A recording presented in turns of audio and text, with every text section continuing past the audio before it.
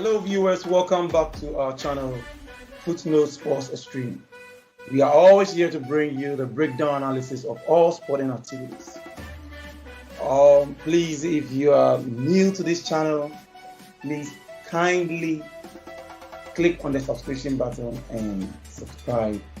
We are going to give you all videos about our sporting activities and things we talk about there. All right, so today I'm highly honored to have with me Fiifi and the great King Morata. King Morata it's been a while since you come to Footnotes Sports Extreme. Yeah, that's true, MC. I'm glad to be back again. Okay, Fiifi, how are you doing? How are you doing today? Fantastic, man. Everything is smooth, Okay, so to begin with, I think on our last discussion, Fiifi, you did give us some predictions concerning the Copa America, the finals, and as well as the Euro 2020, the finals. You predicted that if Argentina should stay focused and play their cards well, they can win the cup. As well as you also said, if Italy should still concentrate on their compact game, they will also make it. And truly everything came to pass. So should we say you are the prophet of the time? Sometimes it's a bit difficult to predict football, but football, just like any science, has elements. So when you are able to pick the elements together, you can make well-informed, positions on how the games are likely to go. There are only few occasions that, just because of unpredictability of, the game situations and all that, there are emotions and everything. So things could change whilst the game is ongoing. But on most occasions in football, there's a higher possibility that if you have all your cards right, you can predict the outcome of the games. Oh, yeah. So today we're going to start with the Copa America finals. I want us to go into details what happened on the pitch, like the coach's tactical play, their performance, what went wrong with the defense side, because it looks like Brazil had it all.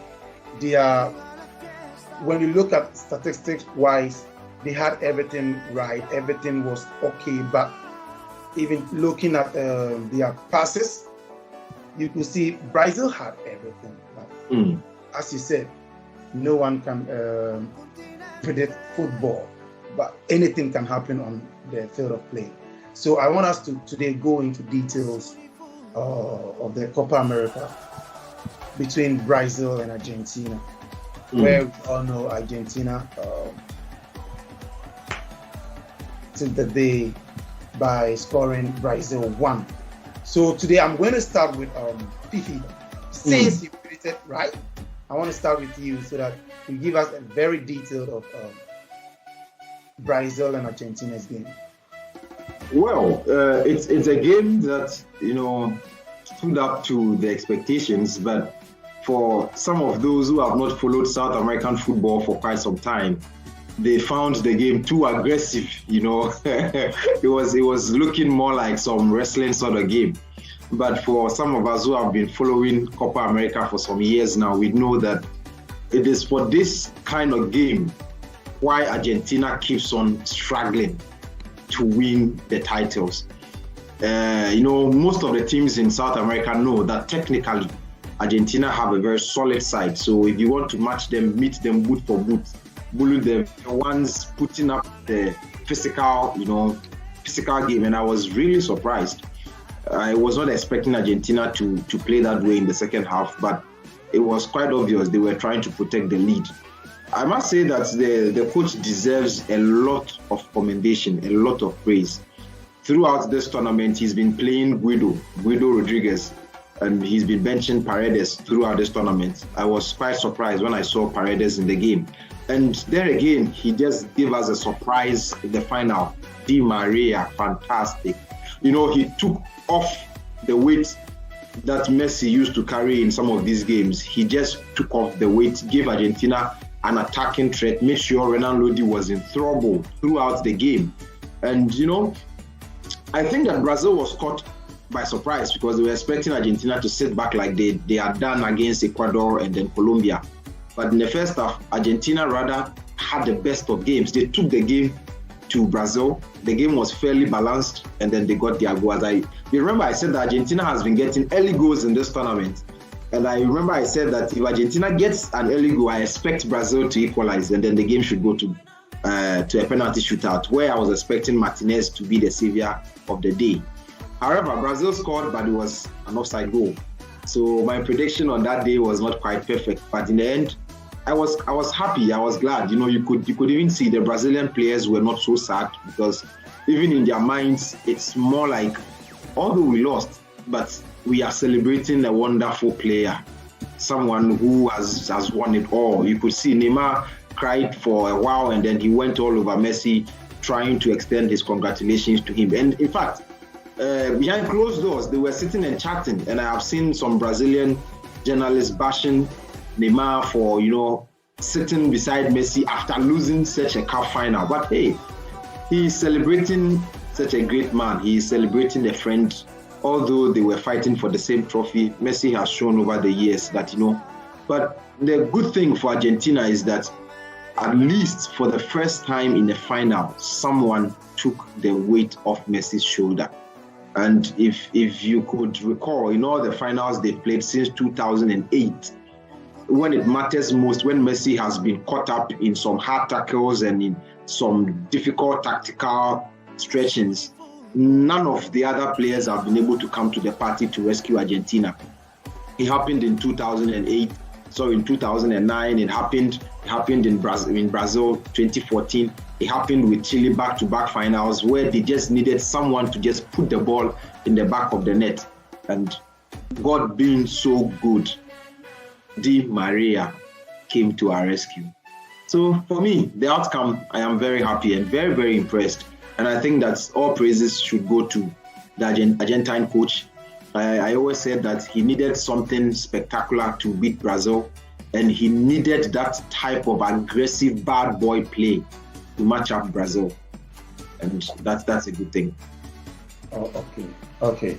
All right. So, Kim Morata, please, I want you to take us through the possession of the match. Yeah, so MC, just as Fee said, I really can tell he's followed South American football for quite a long time, and he's able to tell you the aggressiveness of the South American game. You know, I always say that South Americans are just like the West Africans. They play their game just like us. They're very raw. So, you know, Messi has really struggled to date. Even though he's won Olympic gold medal with Argentina, he needed this as a captain, just like Maradona did, and it was all emotional on the day. You know, you could just tell he just was the reason why they wanted to win. And for the first time, I think Lionel Scaloni did a very good thing, just like he said. You know, Paredes. We're from Paredes in this game. There was no need for Paredes, but he decided to use players as trump cards to, you know, limit Messi's, efforts. At times, you need Messi to carry Argentina, but this time, people carried Argentina for Messi. You could just tell Emiliano Martinez, fantastic goalkeeper. He was superb. You know, when you look at Rodrigo de Paul, my God, this guy is superb. And one player that everyone was, always skeptical about, Angel Di Maria. Everyone thought, he's wasted his talent and everything. But then, he came to the party. He's been always off the bench, cameos and all of that. But, this game, he really proved he wanted to win. And all of them, they were not talking about themselves. They were all focused on Messi. The game actually, on a day, you just say that the Brazilians, player for player, they were better ahead of the Argentines. When you look at the goalkeeper. They've got, Manchester City's, Ederson. And they've got Liverpool's goalkeeper as well, So they've got everything they need for a team to win a major trophy. But then you could just tell, on enemy territory where Messi wins his very first trophy with an Argentine national team like this. It was so cool. And Fee says something. I thought the offside call was so close, very, very close. Some referees wouldn't give this. They will never say it's an offside. They'll just take the goal. And if Brazil had scored, that would be the end of Argentina, because it would have been very difficult for them to rally back and then give in the very sucker punch where they have to just carry the day. But then fair play to all the guys. They played as a team. You could just see some of the players bleeding. They bled out just to win this trophy, and they really deserve it.